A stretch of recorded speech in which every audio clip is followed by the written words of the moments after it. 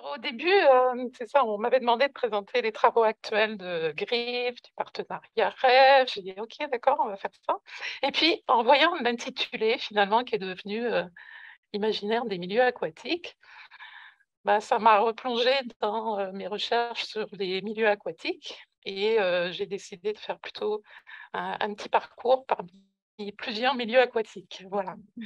Et je commencerai donc mes 1res recherches sur l'imaginaire aquatique portaient sur, la mer Méditerranée, donc on est loin du Saint-Laurent et puis je me suis dit que ça soulevait des questions éthiques vraiment différentes, donc je me suis dit: «Ben, pourquoi pas?» Voilà, donc si vous permettez, je vais faire, un petit retour en arrière, mais après je parlerai de grives et de rêves à la fin.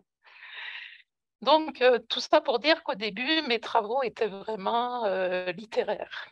J'avais mon corpus, je travaillais, j'avais des analyses de textes, tout ça. J'avais des pistes de recherche, je travaillais sur l'imaginaire de l'eau, sur l'histoire de la Méditerranée, sur la frontière qu'elle a été, qu'elle est toujours, une frontière qui sépare, qui unit et cetera.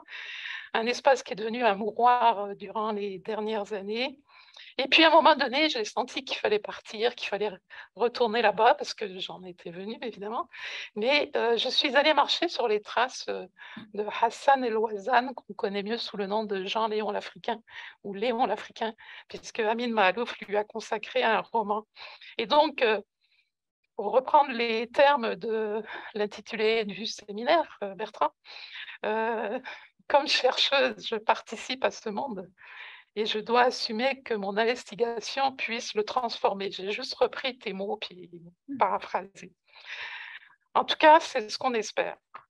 Et bah, en fait, j'ai écrit un livre parce que dans mes articles, j'arrivais pas à dire ce que j'avais à dire en tant que chercheuse participant à ce monde. Et donc c'est à mi-chemin entre l'essai et le récit.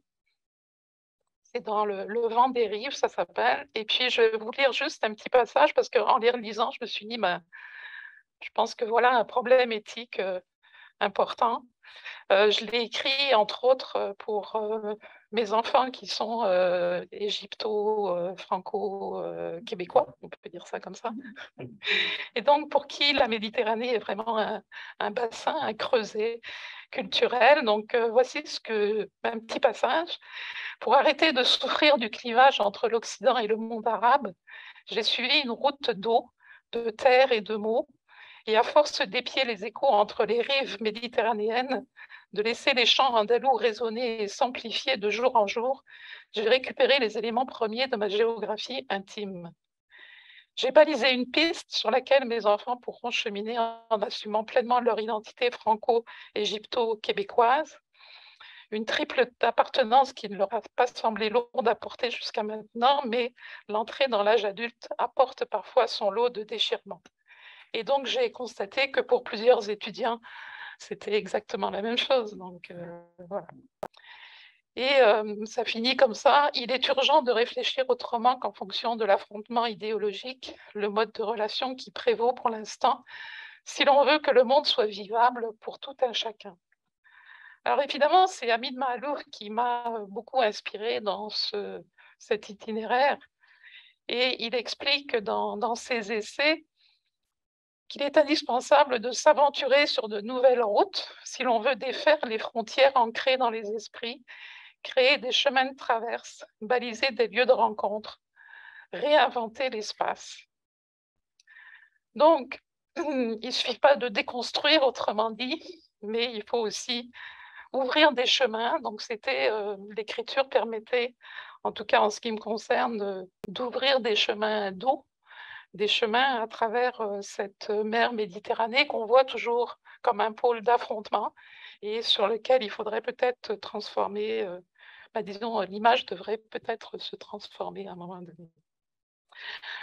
Alors ça, c'était le premier volet. Après la Méditerranée, je me suis intéressée à l'océan, puis de manière plus générale, aux espaces de l'immensité. Alors je donne un séminaire sur ce sujet, les géopoétiques de l'immensité. Puis la première chose que je fais dans ce cours, c'est de poser des questions aux étudiants. Première question: quelle est la place occupée par les mers sur le globe? en termes de pourcentage. Qu'est-ce que ça représente par rapport à l'eau globale sur la Terre? Quelle place occupent les déserts? Quelle place occupent les forêts? Alors la réponse, je l'ai en pourcentage. Les mers et les océans, c'est 71% de la planète. Ça correspond à 97% de l'eau sur Terre. Les déserts, 35% des terres immergées. Les forêts, 30% des terres immergées. Donc au total, les mers, les déserts et les forêts occupent 88% de la surface de la Terre. Donc je dis, bah, ça suffit pour justifier qu'on s'y intéresse. Mais sur le plan éthique, ben, là, les questions sont quand même assez importantes parce que je reprends un petit passage de toujours la présentation. Je cite Bertrand, sans un passage par l'imaginaire, sans un examen des croyances et des habitudes qui l'engagent, on ne peut pas débusquer et déconstruire les idées reçues qui les surdéterminent. On ne peut pas mettre en examen notre expérience contemporaine marquée par des instabilités multiples, pandémie, réchauffement climatique, guerre, et corriger le tir s'il le faut. Alors, moi, ce que j'essaye de faire, c'est de corriger le tir, parce que si vous regardez ce qu'il y a comme études sur les mers, les déserts, les forêts en littérature, ben, vous arrivez à un pourcentage très, très, très mince. Si vous regardez comment ces 88% de la planète sont représentés en littérature, dans les romans, dans les nouvelles, dans la poésie, vous arrivez aussi à quelques titres, mais c'est vraiment minime. Donc, il y a là un angle mort, il y a vraiment une tâche aveugle. Depuis quelques années, il y a un sentiment d'urgence, hein, on le sent, puisque les océans sont pollués. Là, on parlait d'une étude sur les plastiques, les fleuves aussi, les déserts augmentent, les forêts diminuent, donc la planète au complet montre des signes d'épuisement. Alors pourquoi est-ce que jusqu'à présent, ces espaces-là occupent si peu de place dans l'imaginaire, puisque littérature, c'est quand même aussi la représentation, donc ce sont des lieux où l'imaginaire se déploie. Alors voilà, pourquoi cette absence? Troisième volet, alors là, c'est les investigations géopoétiques. Alors, avec la traversée, je ne sais pas si les gens ici ou sur Zoom sont familiers avec la géopoétique. On a commencé la géopoétique sur le fleuve, à l'île Verte, donc sur une île. Et c'était le premier atelier nomade, qui a donné lieu à un carnet géopoétique. Donc c'était le premier d'une série. Et puis le phare de l'île a joué un rôle important. On peut dire que depuis 18 ans, ce phare nous oriente d'une certaine façon. On a fait 2 autres ateliers sur le fleuve, un pendant l'hiver pour voir le fleuve gelé, le paysage glacé, et puis un autre qui s'intitulait Cap sur le Saint-Laurent. Donc, il y a toujours eu cette exploration du fleuve en termes géopoétiques. Et puis, un atelier en canot qui a eu lieu à la rivière Saint-Charles, à Québec.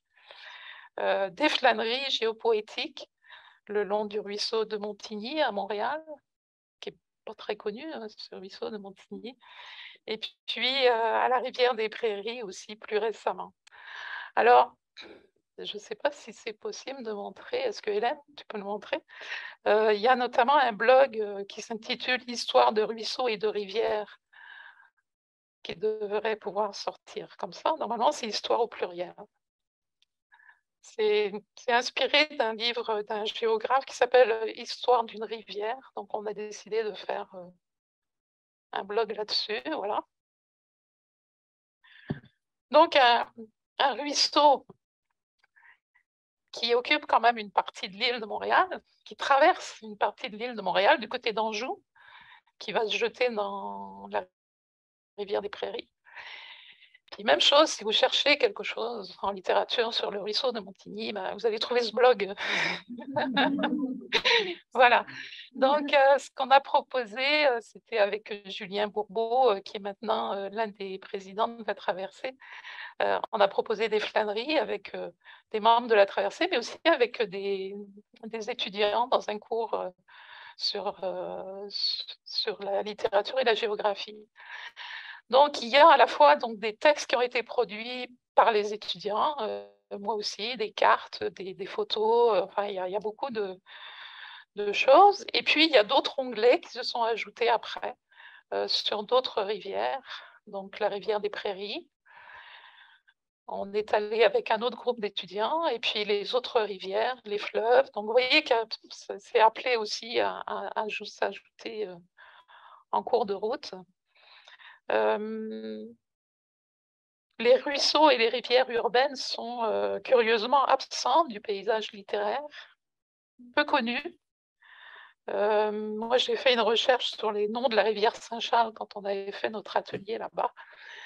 Voilà, Atiawenra, Kabir Kouba un peu plus, mais ce sont des noms que la mémoire a perdus. Donc, c'est important non seulement de les réactiver, mais aussi de les inscrire dans une histoire.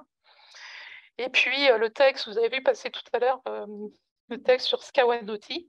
Bon, Skawanoti, c'est la rivière des Prairies en Wendat. Et il va apparaître bientôt dans la revue Globe, donc à Genève, la revue de géographie à Genève. Donc, ce sont des textes à mi-chemin entre la littérature et la géographie, si on veut, d'une certaine façon. Mais j'irai plus loin en disant que la géopoétique s'accompagne d'une posture éthique très singulière et même très importante. Parce que il s'agit non seulement d'explorer l'imaginaire des lieux de manière critique, mais aussi de les arpenter physiquement, de chercher à comprendre les strates, les couches qui composent ces lieux grâce à une méthode transdisciplinaire, donc à la fois la géographie, l'histoire, l'océanographie, et quand on est allé sur le Saint-Laurent, la botanique plus récemment, la philosophie, les arts, etc. Tout ça dans le but de questionner nos modes de compréhension, de représentation et d'interprétation du monde. Et donc, la géopoétique implique une certaine manière de vivre et de penser qui repose sur certains principes. Le premier, c'est un ancrage dans le monde, une volonté critique de questionner le rapport au lieu, une exploration qui passe par les sens, par le mouvement. Là, il était question tout à l'heure de corps sensible. Bon, c'est vraiment ça, c'est lié la sensibilité et l'intelligence. Une alliance aussi entre la recherche et la création, toutes les formes de création. Là, on parle beaucoup de littérature, mais évidemment, on peut penser à peinture, photographie, les œuvres sonores, les blogs, etc. Alors, lors du dernier atelier nomade, on a proposé une immersion dans l'univers végétal des milieux humides. Donc, on a exploré des milieux aquatiques encore différents, ceux de l'archipel d'Hochelaga. Alors, on a commencé à l'île Sainte-Hélène. Ensuite, on peut peut-être montrer le blog Plantes milieux humides. Comme ça va nous mettre un peu dans le bain. Voilà. On a commencé à l'île Sainte-Hélène, ensuite on est allé au marais de la Pointe, aux prairies dans l'est de l'île de Montréal, pour finir avec la rivière des Mille-Îles. Alors, on parle souvent de l'aveuglement au végétal, le fameux plant blindness, et puis ça se vérifie à propos des milieux humides, parce que quand on parle des milieux aquatiques, on en a parlé d'ailleurs avec Catherine, on pense à l'eau, évidemment, d'emblée.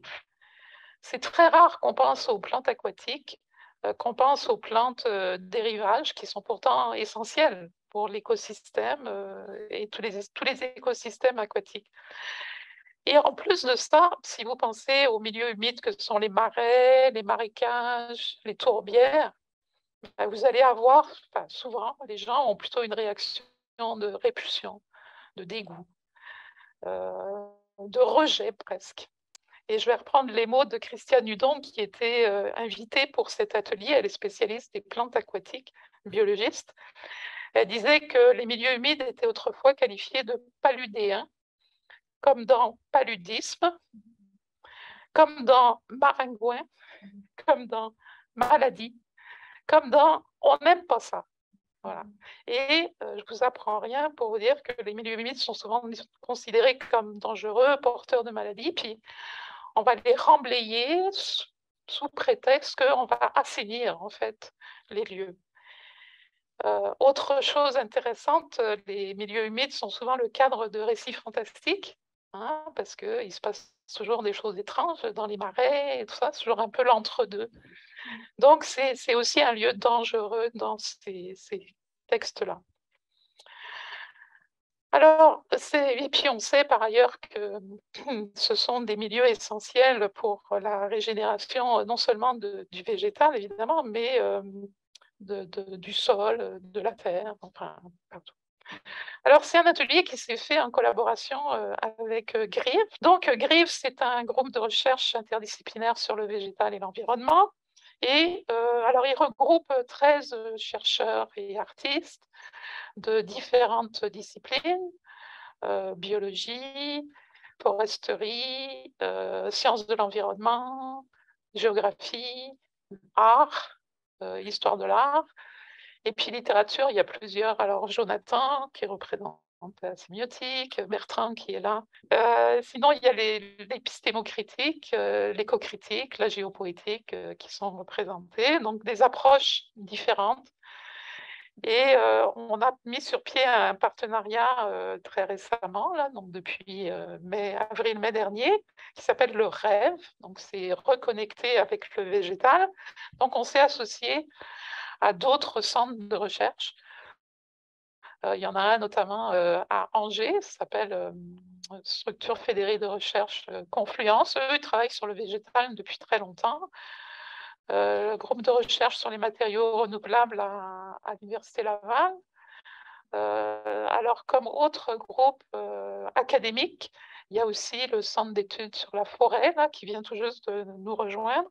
Et puis, des organismes culturels, le Jardin botanique de Montréal, les Piliers Verts qui sont à Trois-Rivières et qui sont un organisme qui vise l'éco-citoyenneté, qui fait des expérimentations artistiques avec les citoyens, etc. Donc, coordonné surtout par un artiste.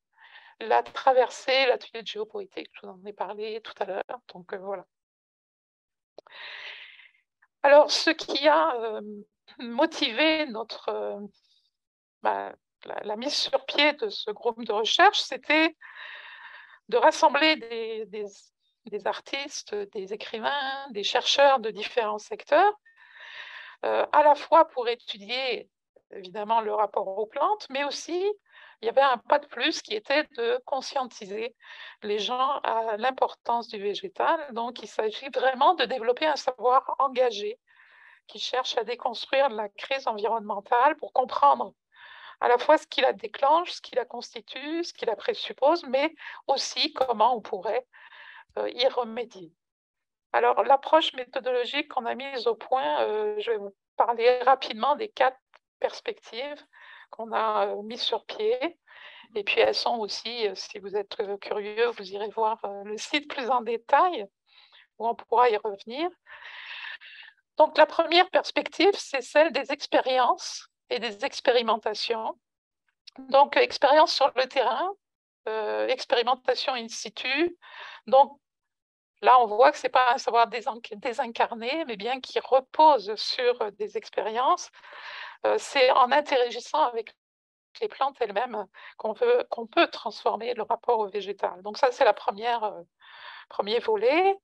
Ensuite, imaginaire et représentation, deuxième perspective, où on envisage la littérature et les arts comme moyen de contrer cet aveuglement au végétal. Et puis on pourrait dire la même chose des milieux aquatiques, puisque je ne sais pas, les blogs qu'on fait, les textes qu'on fait sur les milieux aquatiques visent justement à répondre à cet aveuglement, à rendre visible ce qui était de l'ordre de l'invisible. Il s'agit aussi, bien sûr, de sensibiliser le public à la précarité du végétal et encore plus dans les milieux humides, puisque vous savez qu'il y a chaque jour des projets où on veut remblayer des milieux humides un peu partout. La troisième perspective, c'est celle qui concerne les savoirs, les échanges, les renouvellements de savoirs, parce qu'on voudrait concilier les savoirs scientifiques et les autres savoirs, notamment les savoirs ancestraux. On travaille notamment, on va peut-être intégrer, on ne sait pas encore, en tout cas, il y a une collaboration de prévue avec la communauté Wapanaki, un atelier sur la vannerie notamment, avec le frêne. Et voilà, il s'agit de non pas simplement d'échange de savoir, mais de poser la question, et sur le plan éthique, c'est très important, comment ils se méfient, évidemment, les communautés autochtones se méfient avec raison de ces pratiques qui ont été instituées depuis des siècles, et ils tiennent à ce que ces échanges soient faits sur le mode de la réciprocité. Donc, on ne va pas parler de transmission de savoir, mais plutôt d'échange. Et il y a toutes sortes de questions éthiques, évidemment, qui sont liées avec cette réflexion sur le savoir. On pense aussi, la troisième année, travailler avec les communautés multiculturelles de Montréal au sujet de l'alimentation. Donc, ce ne sera plus les questions des milieux humides, ce sera la question de l'alimentation. Donc là aussi, il y aura certainement des questions éthiques qui se présenteront. L'idée, c'est aussi de montrer que le savoir n'est pas exclusif au domaine scientifique, surtout dans le domaine végétal, et que le fait d'induire une manière à la fois plus sensible et plus intelligente de comprendre le végétal devrait aussi permettre de mieux saisir les implications des projets qu'on a concernant le végétal. Et puis le quatrième volet, je pense que c'est celui qui concerne le plus le séminaire ici, imaginaire et éthique, c'est perspective sur la conscientisation et l'engagement. Donc, c'est un des buts aussi de ce partenariat que de réfléchir aux solutions face à la crise environnementale. Et chez les plantes, il y a déjà des solutions. Enfin, on a déjà des alliés qui font tout le travail à notre place pour résoudre beaucoup de problèmes écologiques. Seulement, on a plutôt tendance à remblayer les milieux humides. Alors, on sait qu'ils jouent un rôle clé dans le maintien de la biodiversité, qui sont essentiels pour la régulation du climat. Donc, évidemment, nous, on ne va pas aller sur le terrain, puis le militantisme n'est pas non plus prévu dans le projet. Ce qu'on veut faire, c'est à la fois accompagner certaines associations, donc par exemple les Piliers Verts, par exemple la Traversée, explorer la dimension salvatrice des plantes aussi, ça c'est un autre aspect, créer des lieux d'échange donc avec les communautés autochtones, avec les communautés culturelles pour diversifier aussi les approches et comprendre autrement. Vous savez que pour les communautés autochtones autour de l'île de Montréal, les milieux humides étaient considérés comme la pharmacie. Et c'est là qu'on allait chercher toutes ces plantes médicinales qui permettaient de se soigner. Donc c'est une vision carrément opposée sur le plan de l'imaginaire à celle de l'imaginaire paludéen, où là on voit les milieux humides comme étant le lieu des maladies. Je vais juste peut-être parler c'est notre premier axe en fait dans ce programme de recherche sur 3 ans. Le premier axe, c'est se reconnecter au milieu humide. Donc, d'où l'idée de faire milieu aquatique, milieu humide. L'activité phare aura lieu du côté de Trois-Rivières l'année prochaine. Et c'est Sylvie Miot, qui est la co-directrice de Grive, qui va l'animer. Elle est spécialiste de l'aménagement du territoire, de la promenade. Donc, elle travaille en géographie. Et elle va travailler avec Vincent Maire, qui est un écologue végétal et qui, lui, est spécialiste du lac Saint-Pierre. Et puis, il y aura aussi avec eux Javier Escamilla, qui est artiste, qui est coordonnateur des Piliers Verts. Il a notamment réhabilité le boisé de la rivière Millette, à Trois-Rivières, à côté de l'université. Donc ça, c'est pour plus tard. Mais en attendant, notre première activité, ça va être le lancement du carnet Immersion dans l'univers végétal des milieux humides. Et ce que je voulais faire, peut-être, c'était de terminer là-dessus. Alors, on a sollicité certains textes quand j'ai organisé l'atelier l'année dernière avec d'autres personnes, la Traversée et Grive, en collaboration avec Grive. On a sollicité donc des textes, les gens ont choisi des plantes. Donc, il y a eu la quenouille, la salicaire, la salicorne, la brassénie de Schreiber. Et puis, d'autres personnes ont écrit des textes après l'atelier, des photos, des aquarelles. Il y a aussi un herbier collectif. C'était à la fin du mois d'août, on était encore un peu en période pandémique. On avait déjà reculé l'atelier. Et donc, on a demandé aux gens de chercher pendant l'été, ramasser pendant l'été une plante, de la sécher avec les consignes pour la cueillette éthique. Donc, ramasser seulement un tiers de l'espèce présente sur les lieux, laisser un tiers aux animaux présents sur place, et puis le dernier pour que la plante se régénère. Donc, il y a des consignes aussi très précises qui sont données. Et puis, ce carnet vise bien sûr à déconstruire le préjugé négatif à l'égard des plantes, des milieux humides, à révéler aussi la beauté des plantes des milieux humides. Les deux biologistes qui nous ont accompagnés ont accepté d'écrire, donc ça a donné lieu aussi à des textes très intéressants. Donc, ce sera la surprise la semaine prochaine.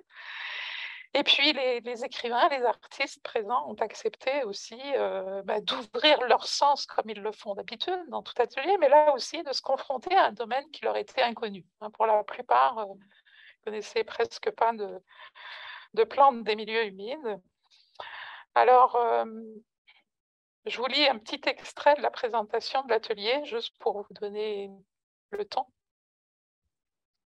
Quand on parcourt des milieux humides ou aquatiques, on n'y voit généralement que quelques nénuphars, quelques roseaux, une étendue d'eau parfois encombrée de débris végétaux, d'eau boueuse, de broussailles. S'il fait chaud et qu'on cherche à se baigner dans un lac, on ne veut mettre le pied que sur le beau sable, là où le sol ne cède pas sous notre pas. On évite les décharges, les zones d'eau peu profondes, les passages vers les marais. Quand on nage et qu'on sent la présence d'une algue, on a le réflexe de répulsion, un frisson qui fait en sorte qu'on écourte le séjour dans l'eau. Sans doute lié au fait que l'on ne connaît pas grand-chose aux plantes qui poussent dans l'eau à l'abri des regards et au fait que les milieux humides ont généralement mauvaise réputation, les marais en particulier, considérés comme un réservoir d'eau stagnante. Alors, personnellement, il m'a fallu les explications des botanistes spécialistes de flore aquatique pour réaliser à quel point ces milieux étaient indispensables à la régulation des écosystèmes. Alors, on a préparé un florilège qui se trouve sur le site que vous avez vu tout à l'heure pour repérer des extraits littéraires sur les plantes des milieux de l'aquatique et humide. Et donc, c'est là qu'on a réalisé qu'il y avait véritablement un aveuglement au végétal dans le milieu littéraire. Et pourtant, l'alliance de l'eau et du végétal a tout, me semble-t-il, pour être un puissant ressort de l'imaginaire. C'est un petit peu l'intuition qui nous guide. Et alors, si on veut que ces milieux soient mieux protégés, il faut d'abord qu'ils existent dans les regards, dans les représentations. Je vous lis un tout petit extrait d'un texte qui s'appelle « Les absentes ». C'est un texte sur les lézardelles penchées, une espèce menacée qu'on retrouve dans la rivière des Mille-Îles. Si vous allez faire du canot du côté des marais, vous allez en trouver. Alors voici comment finit le texte. Je doute de l'efficacité des mesures de protection, tout comme je doute de la prévalence du nom et de la classification dans l'élaboration de la connaissance. Pour éviter que ces plantes menacées disparaissent de la surface de la Terre, des milieux humides, il faudrait commencer par les faire exister dans les regards, dans les mémoires, par leur donner une place dans nos histoires.